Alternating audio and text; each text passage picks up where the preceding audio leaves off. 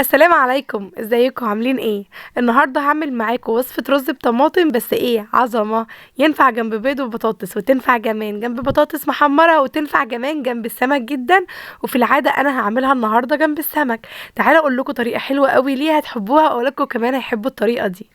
اول حاجه هبدا اعملها ان انا معايا طماطم حوالي نص كيلو طماطم كده، او اقل او حسب الكميه اللي بتعمليها.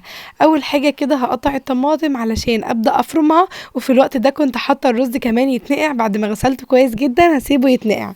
بعد ما قطعت الطماطم كويس وشلت الحته الاولانيه منها كده، هبدا اجيب الكبه بتاعتي وابدا افرم الطماطم زي ما انتم شايفين كده بالظبط. هبدا احط واحده واحده وافرمها.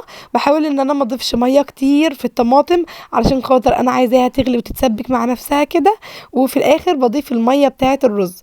بعد ما خلصت الكميه زي ما انتم شايفين كده فرمتها في الكبه علشان ما احطش ميه كتير، زي ما انتم شايفين كده بالظبط.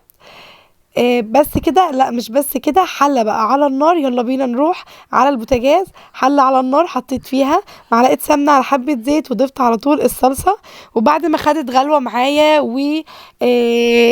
غليت وبدات تتسبك كده، هبدا انزل بالرز. بعد ما نقعته هصفيه كويس وانزل بيه، واضيف كمان الميه.